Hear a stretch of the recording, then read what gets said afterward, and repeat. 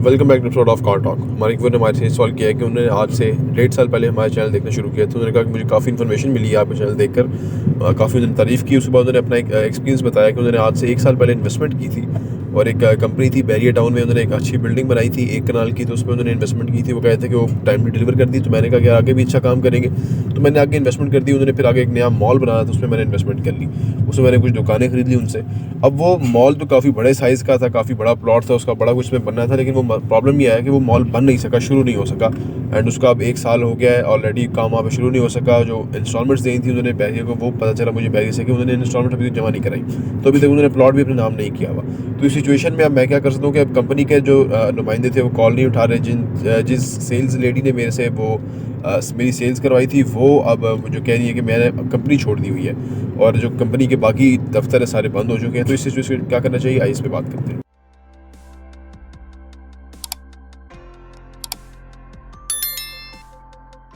बिस्मिल्लाहिर्रहमानिर्रहीम, अस्सलाम वालेकुम रहमतुल्लाहि व बरकातुहू। देखिए जी, जो ये सबसे असल ख़राबी तो उस लेडी ने की जिसने आपको बार बार कॉल की अपनी लालच के लिए कि तनख्वाह मिल जाएगी, और आपने उसके कहने पे इन्वेस्ट कर लिया। दूसरी गलती हुई कि आपने मार्केट में उसकी रेपुटेशन चेक ही नहीं की पार्टी की। वो रेपुटेशन पहले ही ख़राब थी, ठीक है ना। ये याद रखें, जो आपको बहुत अट्रैक्टिव ऑफ़र देते हैं, सुहाने सपने दिखाते हैं, आगे लड़कियां रखी हुई हैं, ये वो सिर्फ इसी वजह से है कि वो और 4 लोगों का पैसा फंसाए और उनका जो गुलशन है उसका कारोबार चले, ठीक है ना। इतनी लड़कियां रखी हुई हैं, उनको बेचारों उनको पता ही नहीं है। बेचारों को तो नहीं कहना चाहिए, क्योंकि वो अपनी नौकरी के लिए वो ये कर रहे हैं। और हम कोई 3400 वीडियो बना चुके हैं जिसके अंदर हम रियल एस्टेट सिखा रहे हैं। अगर वो रियल एस्टेट सीख लें काम, तो उन्हें क्या ज़रूरत है गलत चीज़ को बेचने की और गलत बंदे को फंसाने की।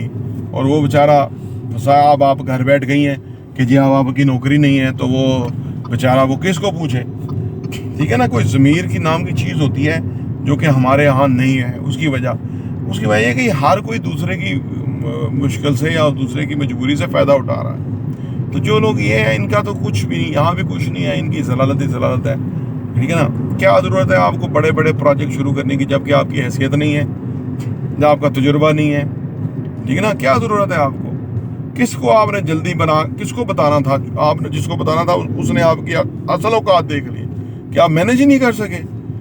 लोगों के पैसे को आपने ऐसे अल्लह में उजाड़ दिया, ज़ाया कर दिया, और अब आप किसी पोजीशन पे नहीं है। तो ये बड़ा लम्हा फ़िक्रिया है उन लोगों के लिए कि जो पता नहीं अपने आप को क्या समझते हैं।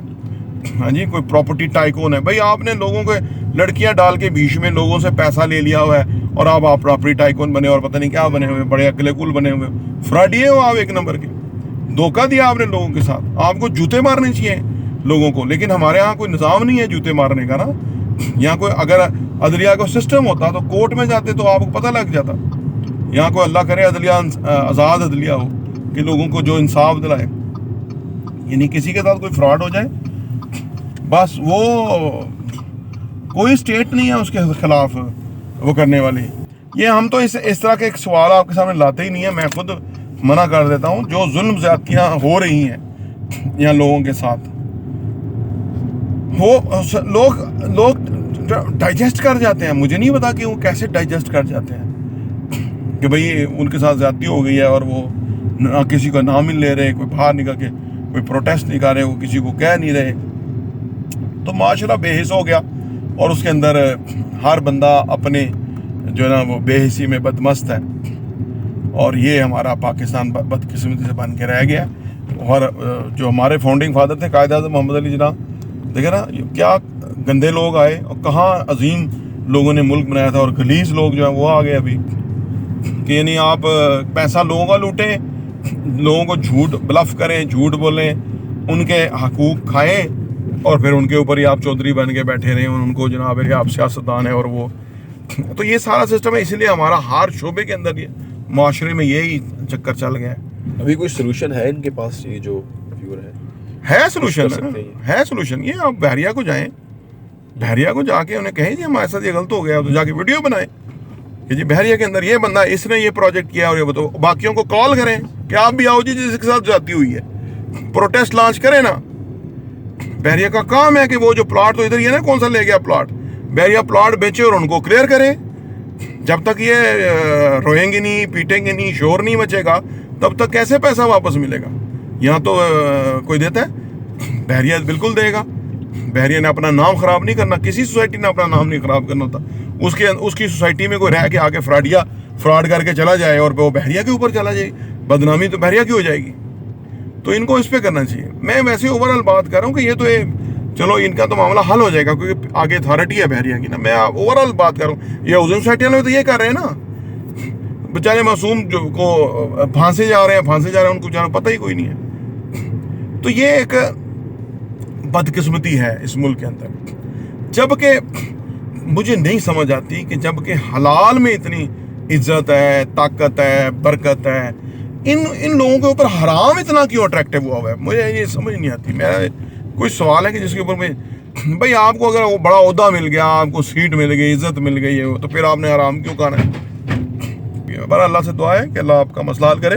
लेकिन बहरिया के अंदर है तो वो मसला हल होगा, बहरिया का सिस्टम है। कोई भी सोसाइटी है, गुलबर्ग में भी एक मामला हुआ था और गुलबर्ग ने पहले तवज्जो नहीं दी। अब मैं आपको बताता हूँ, गुलबर्ग ने पहले तवज्जो नहीं दी, फिर वो लोग चले गए बहरिया जाके उन्होंने वो चले गए उधर इस्लामाबाद जाके उन्होंने बेवरली में इनका ऑफिस हुआ करता, उसके सामने रोड बंद कर दिया। अब वो रोड बंद होना था तो मामला उठ गया। जब मामला उठ गया तो इन्होंने कमिटमेंट दीजिए, वो जो फैक्ट्रीज हैं उनको हम पे करेंगे। फिर इन्होंने वो प्लॉट उस बंदे से लिया, वो इमरान नामी शख्स था, उससे लिया, लेके उन्होंने एक और पार्टी को दिया कि भाई आप ये तुम बनाओ प्रोजेक्ट और इन जो फैक्ट्रीज हैं इनको आप क्लियर करो। तो वो मामला क्लियर हो गया। हाउसिंग सोसाइटी के अंदर कोई मामला होगा तो वो इसमें गड़बड़ नहीं होती है, मतलब थोड़ा डिले तो हो सकता है। वो इस तरह हो गया। इस तरह बहरिया एनक्लेव में भी एक आध प्रोजेक्ट है जो अफेक्ट हुए हैं वो, लेकिन प्लॉट एग्जिस्ट करता है। वो प्लॉट 1 अरब रुपये का था, वो 2.5 अरब का प्लॉट हो गया, 3 अरब का प्लॉट हो गया, तो लिहाजा उनके पैसे निकल आएंगे। तो ये सोसाइटीज में होता है। मैं वैसे ओवरऑल बात करता हूँ कि जो हराम खाने वाले हरामजादे हैं, वो उनका रोना तो उनका है, उनका तो काम था कि भाई कोई इलीगल काम ना करे, या वो जो इंसाफ करने वाले इदारे हैं वो क्यों हराम खा के कंफर्टेबल हुए हैं? उनका काम है इंसाफ करें, चाहे कोई भी आगे, ताकि कम से कम अपना इज्जत और एहतराम और तौकीर तो वापस बहाल करें ना, जो कि उनकी ड्यूटी है। यार हमारी एक ड्यूटी है, हम वो अपना काम पूरा करें। इसमें कोई हम किसी पे एहसान अजीम कौन सा कर रहे हैं? उसका हमें मुआवजा मिलता है, उसका हमें काम, तो हम वो क्यों ना दुरुस्त करें? ये नहीं समझ आती कि ये क्यों नहीं ऐसा करते हैं। पर अल्लाह से दुआ है, अल्लाह खैर फरमाए। प्रॉपर्टी इंटरव्यू देखने का बहुत बहुत शुक्रिया।